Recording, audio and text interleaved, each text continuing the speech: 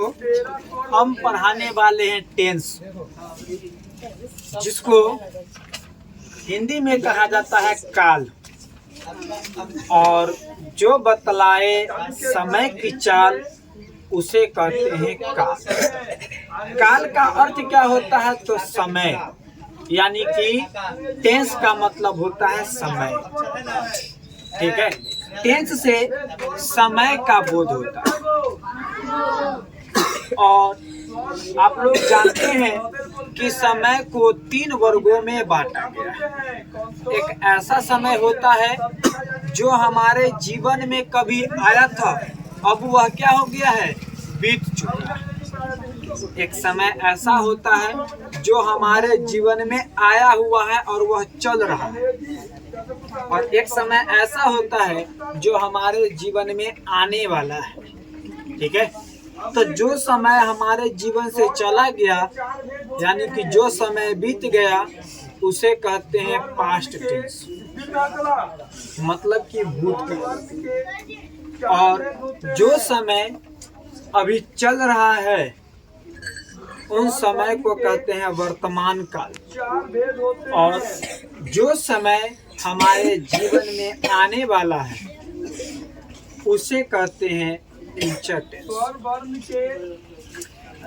देखिए, टेंस जो है, there are 3 types of tense. Tense के 3 वर्ग होते हैं, मतलब टेंस को 3 वर्गों में बांटा गया।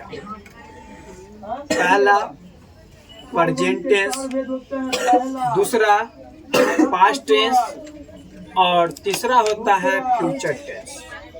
प्रेजेंट, पास्ट और फ्यूचर टेंस के 3, और इन तीनों के 4 भेद होता है।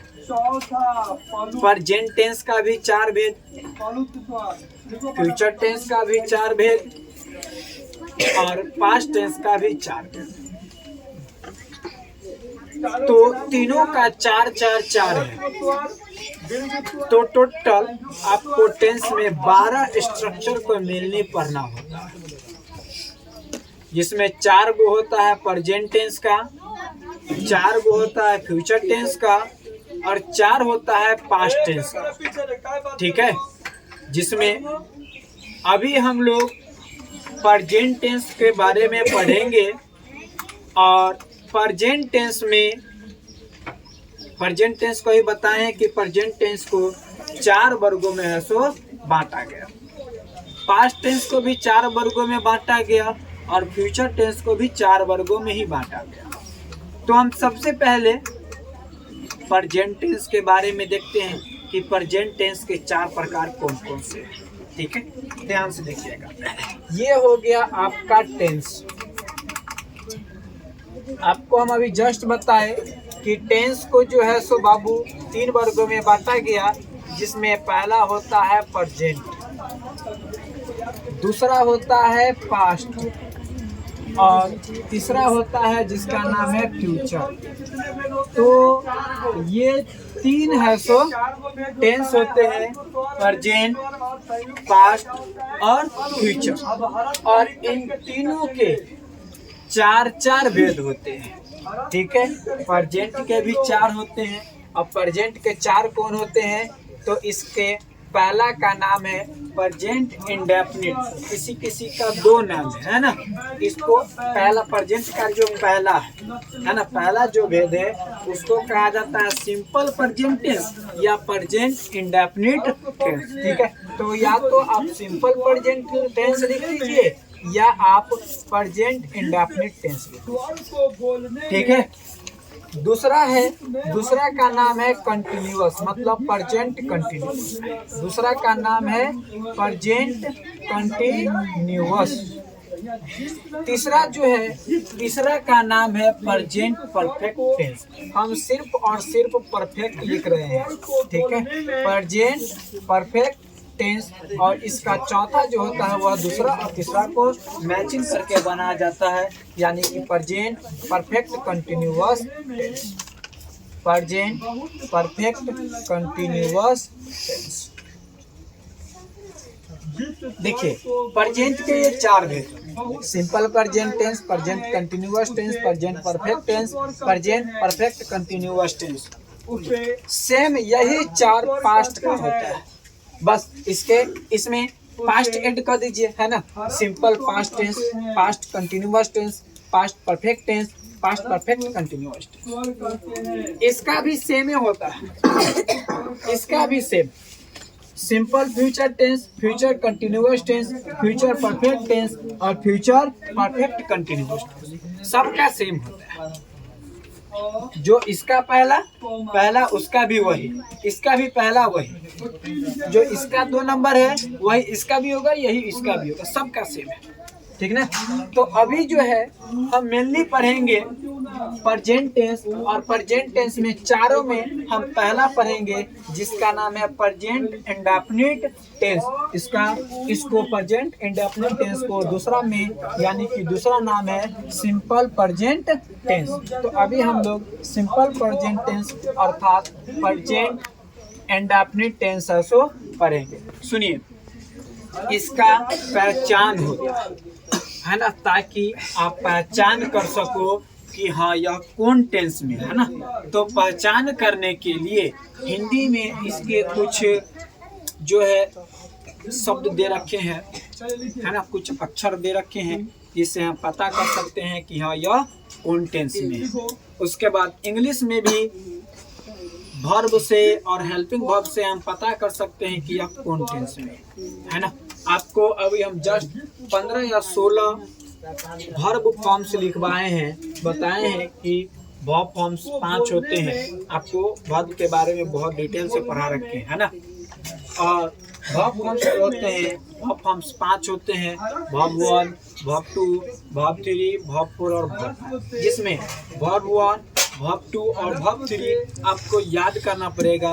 इसको याद करने का इसको बनाने का कोई तरीका नहीं है, इसको बनाने का कोई रूल नहीं है, लेकिन चौथा को बनाने का रूल है, पांचवा को बनाने का रूल है। चौथा के लास्ट में जब ING जोड़ दीजिएगा तो वह हो जाएगा चौथा, और जब वर्ब के लास्ट में S या ES जोड़ दीजिएगा तो वह हो जाएगा वर्ब का। वर्ब के पहला, दूसरा और तीसरा रूल जो है यानी कि वर्ब फॉर्म जो होते हैं वर्ब 1, वर्ब 2 और वर्ब 3, इसको आपको याद ही करना पड़ेगा। इसको बनाने का कोई रूल नहीं, लेकिन 4 को बनाने का रूल है, 5 को भी बनाने का रूल है। 4 में जब कोई वर्ब के लास्ट में है ना ING जोड़ दीजिएगा तो वह वर्ब 4 बन जाएगा, और वर्ब के लास्ट में S या ES जोड़ दीजिएगा तो वह वर्ब का 5वां रूप बन जाएगा, है ना। तो यह तो बनाना बहुत सिंपल है 4 और 5, लेकिन वर्ब 1 और वर्ब 2 बनाने का कोई रूल नहीं है, आपको वह याद करना पड़ेगा, ठीक है। जैसे हम आपको बहुत लिखवाए, ईट का लिखवाए ईट, एट, ईटेन, है ना। बीट का लिखवाए बीट, बीट, बीटेन, है ना। इस तरह से गो का लिखवाए गो, वेंट, गॉन, है ना। मेक का लिखवाए मेक, मेड, मेड। किसी किसी वर्ब का दूसरा और तीसरा वर्ब क्या होता है, सेम होता है, ठीक। तो चलिए हम आखिर कैसे पहचान करेंगे कि यह सिंपल प्रेजेंट टेंस में है, मतलब present perfect, present indefinite tense में है। तो इसका पहचान क्या है, कैसे पहचानेंगे कि यह प्रेजेंट इंडेफिनिट टेंस में है। तो याद रखिएगा, जिस हिंदी क्रिया के अंत में ता है, ती है और ते है, यह 3 चीजें लगे रहेंगे तो आप समझिएगा वह प्रेजेंट इंडेफिनिट अर्थात सिंपल प्रेजेंट टेंस में है। तो इसका पहचान ये simple present tense, simple present tense. Simple present tense का पहचान क्या होता है, तो इसका पहचान होता है जिस हिंदी क्रिया के अंत में ता है, ती है और ते है लगा हुआ रहेगा तो समझिएगा आप कि वह सिंपल प्रेजेंट टेंस में है। इसके बनाने का, जैसे देखिए मैथ जब हम लोग पढ़ते हैं, है ना, तो मैथ जब पढ़ते हैं तो उसमें क्या होता है, फॉर्मूला लिखाया जाता है ना, उसी तरह से इसमें भी फॉर्मूला होता है और इसके फॉर्मूला को स्ट्रक्चर कहते हैं ना, हिंदी में कहते हैं बनावट। तो इसका स्ट्रक्चर क्या है, तो इसके बनाने के स्ट्रक्चर हम आपको अभी बता रहे हैं। देखिए, आपको हम बताए थे कि बाबू जो सेंटेंस होते हैं मुख्य रूप से सेंटेंस 4 प्रकार के होते हैं ना, अफर्मेटिव, निगेटिव, इंट्रोगेटिव और क्वेश्चन। अफर्मेटिव क्या होता है, निगेटिव क्या होता है, इंट्रोगेटिव क्या होता है और क्वेश्चन क्या होता है। तो सुनिए, अफर्मेटिव, हम अफर्मेटिव ना लिख के हम सिर्फ ए लिख रहे हैं तो ए का मतलब अफर्मेटिव समझ जाइएगा। हम निगेटिव ना लिख के सिर्फ एन लिख रहे हैं, इसका मतलब समझ जाइएगा कि निगेटिव है। इंट्रोगेटिव का आई और क्वेश्चन का क्यू लिख रहे हैं। अब सुनिए, अफर्मेटिव, निगेटिव, इंट्रोगेटिव और क्वेश्चन। अफर्मेटिव में सिंपल प्रेजेंट टेंस का अफर्मेटिव का स्ट्रक्चर होता है सब्जेक्ट। एस का मतलब समझिएगा सब्जेक्ट। आपको हम बता रखे हैं कि सब्जेक्ट क्या होता है, काम करने वाला हमेशा क्या होता है, सब्जेक्ट। जैसे मैं पढ़ा रहा हूँ तो अभी हम आपको पढ़ा रहे हैं तो सब्जेक्ट मैं हो गया, है ना। वही हम कहते हैं वह दौड़ रही है तो दौड़ने का काम वह कर रही है, तो काम वह कर रही है ना, तो वह हो गई सब्जेक्ट, है ना। तो एस का मतलब सब्जेक्ट और उसके बाद वर्ब 1 लगाइए या वर्ब 5, है ना, प्लस ऑब्जेक्ट। यानी कि अफर्मेटिव में या तो एक ही, दोनों वर्ब में से कोई एक ही वर्ब लगेगा। किसी के साथ लगेगा वर्ब 1 और किसी प्रोनाउंस के साथ या किसी नाउंस के साथ लगेगा वर्ब 5। किसके साथ लगेगा वो हम अभी बता देंगे। इसका निगेटिव का स्ट्रक्चर होता है सब्जेक्ट और हेल्पिंग वर्ब के रूप में डू और डज जो है इंक्लूड हो जाता है। तो इसका निगेटिव का स्ट्रक्चर हो जाएगा सब्जेक्ट प्लस डू या डज प्लस नोट और प्लस वर्ब 1 और लास्ट में जो है ऑब्जेक्ट अपना दे दीजिए। इसका इंट्रोगेटिव क्या होता है, तो हेल्पिंग वर्ब बाहर आ जाता है तो डू या does plus subject plus V1 plus object और लास्ट में क्वेश्चन। क्वेश्चन क्या होता है, तो आप जानते हैं कि जितना भी क्वेश्चन वर्ड है, वेन, हु, व्हाट, है ना, जितना भी क्वेश्चन वर्ड है अधिकांश वर्ड WH से ही स्टार्ट होता है। इसी के लिए हम WH लिख रहे हैं, ठीक ना। तो WH प्लस डू या does plus subject plus video रोके के मतलब वीडियो काट क्वेश्चन। अब सुनिए, इतना % देंगे बनाने के लिए तो नहीं बनेगा आपसे। क्यों? क्योंकि आप ध्यान से देखें तो अफर्मेटिव में 2 चीज है। अफर्मेटिव में 2 वर्ब है, एक है वर्ब 1 और एक है वर्ब 5। तो याद रखिएगा, वर्ब 1 प्लूरल होता है और वर्ब 5 सिंगुलर होता है ना।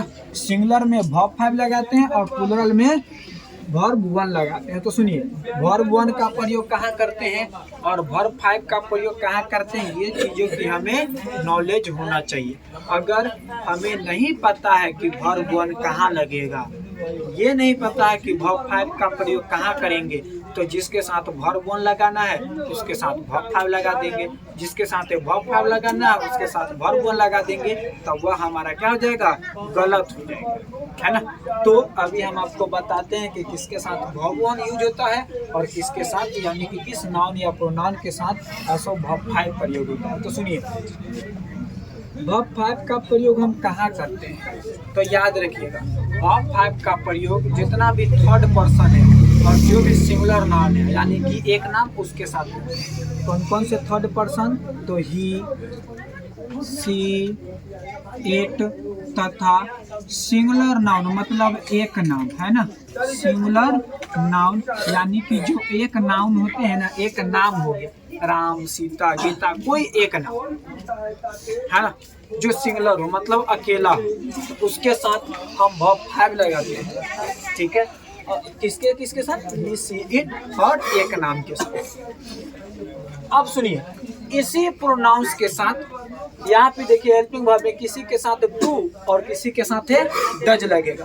और डू डज किसके साथ लगेगा इसका भी नॉलेज होना चाहिए हमें, तो ध्यान से सुनिए। ये जो प्रोनाउन है ना, इसी प्रोनाउन के साथ डज भी लगता है। तो डज का भी प्रयोग किसके किसके साथ करते हैं, तो ही के साथ, सी के साथ, इट के साथ और एक नाम के साथ डज लगाते हैं और उसी के साथ वर्ब 5 भी लगाते हैं। इसको छोड़ने के बाद जो भी नाउन प्रोनाउंस होंगे उन सभी के साथ वर्ब वन और डू लगाएंगे। सुनिए, वर्ब वन किसके साथ लगाएंगे? तो आई के साथ लगाएंगे, बी के साथ लगाएंगे, यू के साथ लगाएंगे, दे के साथ लगाएंगे, तथा जो प्लूरल जो नाउन होते हैं उस प्लूरल नाउन्स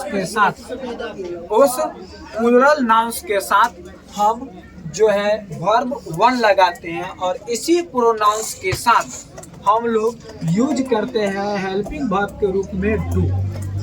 ठीक है, एग्जाम्पल के तौर पे देखिए, जैसे हमने कहा मैं पढ़ाता हूँ, हमने कहा मैं पढ़ाता हूँ। अब ध्यान से देखिए, इसके लास्ट में ध्यान से देखिए, मैं पढ़ाता हूँ तो इसके लास्ट में है के जगह पे हूँ रहे तो कोई दिक्कत नहीं हो, टेंस प्रेजेंट में ही होता है। मैं पढ़ाता हूँ तो लास्ट में ताहू आ गया, इसका मतलब समझ गए कि यहाँ सिंपल प्रेजेंट टेंस में है। अब ये चीज समझिए कि अफर्मेटिव कैसा वाक्य होता है, निगेटिव कैसा वाक्य होता है, इंट्रोगेटिव कैसा वाक्य होता है और क्वेश्चन कैसा वाक्य होता है। तो सुनिए, जब कोई भी वाक्य में नहीं लगा रहे, कोई भी वाक्य है उसमें नहीं लगा हुआ है तो आप समझिएगा कि वह निगेटिव है। जैसे हमने कहा मैं नहीं पढ़ाता हूँ, मैं नहीं जाता हूँ, मैं नहीं पढ़ता हूँ, मैं नहीं देखता हूँ, है ना, मैं नहीं दौड़ता हूँ, मैं नहीं लिखता हूँ, मैं नहीं चलता हूँ। जिसमें नहीं लग जाए वह निगेटिव होगा, यानी कि जिसमें नहीं लगा हुआ रहेगा उसमें एन वाला अर्थात निगेटिव होगा, एन वाला स्ट्रक्चर बैठा।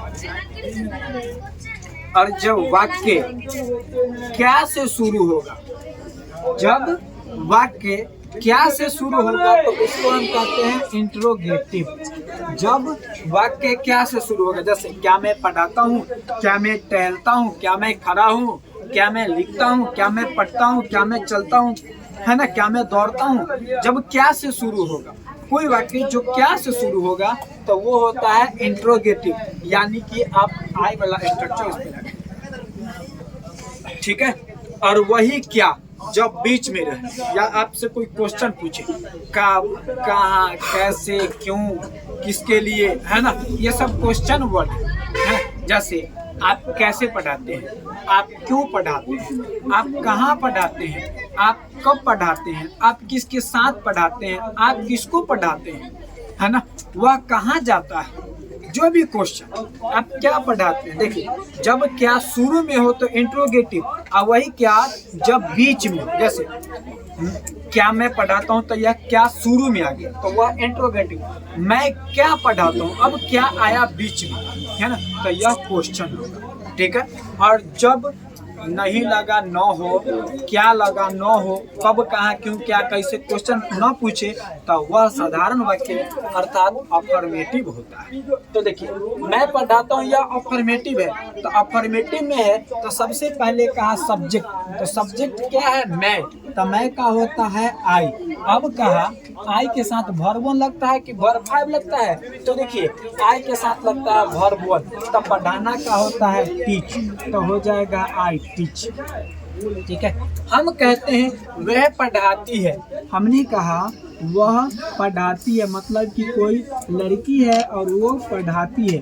तब देखिए ये भी अफर्मेटिव ही है भाई, तो हम क्या करेंगे, वह लड़की के लिए वह का होता है सी, दे दिए। अब कहा सी के साथ बताइए वर्ब वन लगेगा कि वर्ब फाइव, तो ध्यान से देखिए यहाँ पे सी है और सी के साथ लगता है वर्ब फाइव, तो पढ़ाना का होता है टीच। और हम आपको बताए थे जब लास्ट में एस या एस जोड़ दीजिएगा तो वर्ब का हो जाएगा पांचवा रूप अर्थात हो जाएगा टीच, है ना। तो मैं पढ़ाता हूँ आई टीच, वह पढ़ाती है सी टीचेज, है ना, सी टीच। अब इसका निगेटिव देखिए, हमने कहा वह नहीं पढ़ाती है, तो वह नहीं पढ़ाती है तो निगेटिव हो गया, एन वाला लगाएंगे। तो सबसे पहले कहा सब्जेक्ट, तो सब्जेक्ट है सी, तो लिखेंगे सी। और सी के साथ डू लगता है कि डज, तो देखिए सी के साथ लगता है डज, तो सी डज नोट। अब का वर्ब वन, तो वर्ब वन पढ़ाना का टीच, तो सी डज नोट टीच। इंट्रोगेटिव की बात करेंगे तो डज सी टीच। क्वेश्चन की बात करेंगे तो व्हाई डज सी टीच, है ना। ये आपका क्या है, सिंपल प्रेजेंट टेंस अर्थात प्रेजेंट इंडेफिनिट टेंस